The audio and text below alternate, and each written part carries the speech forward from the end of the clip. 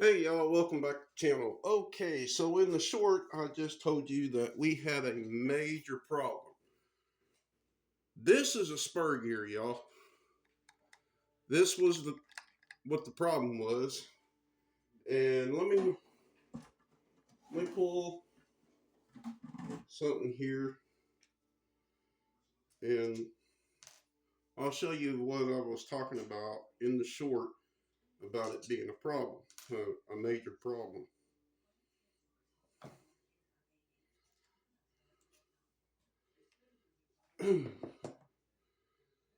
This right here is a stock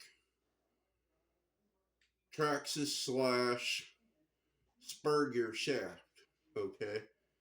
And what happened is it created a minute little bend right around here towards the tip, as well as because the clutch eliminator, which is right here, sits right there where that little hole is right there. Anyway, what it did is it barely bent it just enough to get this thing right here out of kilter. And out of kilter, making it wobble basically. And what it was doing is right here being my pinion gear. Move my radio, sorry about my arm, y'all. But right here being my pinion gear. And what it was doing with being the pinion gear being right there, when this would wobble, when the spur gear here would wobble, it was causing it to where it was making a contact with this, which in turn made me think that my receiver being right here wasn't connecting to my radio, which is right here. I'll spin this around. So right there's the receiver. This is a wireless receiver anyhow. But it was making me think I wasn't getting a connection from the radio to that receiver, which would let my ESC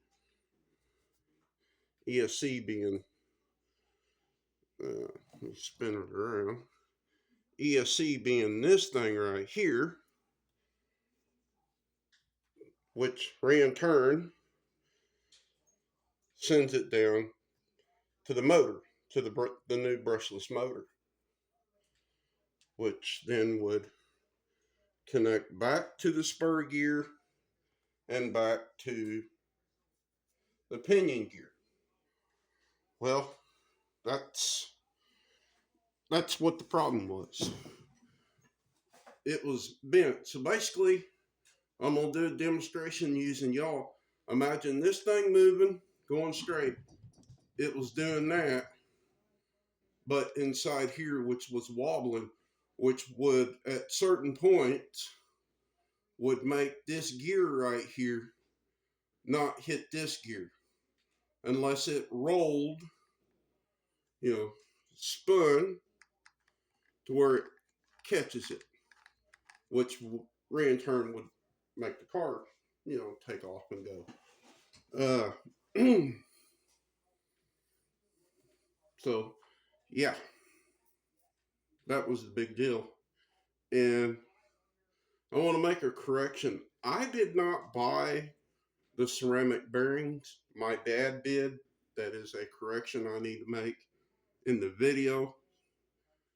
But my dad bought all the ceramic bearings for the car. So I got, if you're wondering where they go, well,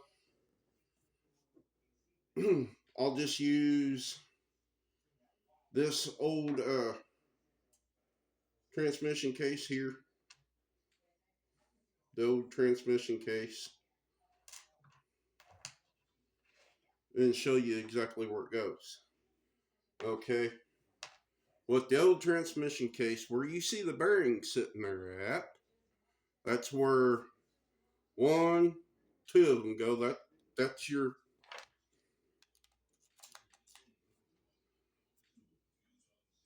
your spur gear shaft, that's where that goes. It spins off of that one. And then you got your idler right here, the idler gear. So there's a bearing that goes there and a bearing that goes right there. And then on the other case, two more bearings that goes. This goes back for your idler again, and then for your differential, which is goes in like that and allows your differential to spin freely.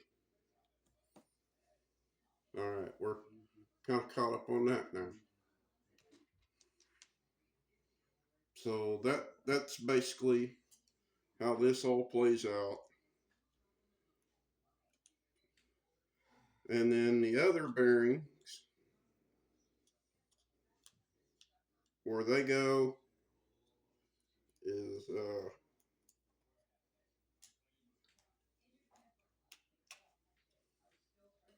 they go in the wheels right here, right where the hubs are, right here and right here and right here. There's like 8 of them, 2 for each side. So that's where it all is. And trust me when I say you want to get you a set of these, that thing will spin for a very, very, very long time. We ain't got time for you to see how long it actually spins, but it's going on for a very long time. But yeah. And if you noticed, I did put the bumper back on, and there's a reason behind me putting the bumper back on. We'll pull this up. It's because of this brand new body. I haven't seen since I cut out the bag. I haven't seen what it will actually look like. Oh, come on, you stupid thing. Okay, there we go. Hey. My bumper literally tucks underneath, as you can see. It tucks. Right here's my bumper. This is the new body. I'm getting the new numbers for it. I'll have a big 56 sitting up here, and then there'll be someone down here. It's going to look really good. I can't run the buggy tires with these. And I'll show you what tires I can run. I can either run these tires or these big old things. So yeah, that body, that's the only thing I run. I can still run a street stock. I probably will. But as you can see, I definitely had to do some changing on my setup from Owen Creek to Shifty's. It's a lot different. And yeah. Oh, and if I don't run street stock and I just run with the slash super stocks, I have to change the shocks. I have to go to stock shocks, front and rear, which sucks. But yeah, I figured I'd go into more of a detail of exactly what happened. Like I say, bad luck, gremlins, you pretty much give it any name you want. It happens.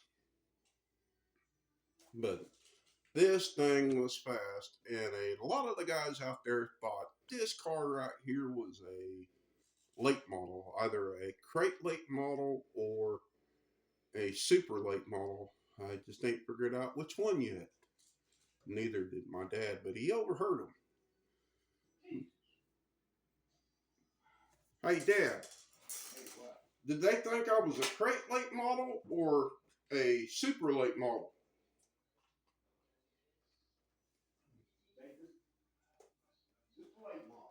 Just a late model.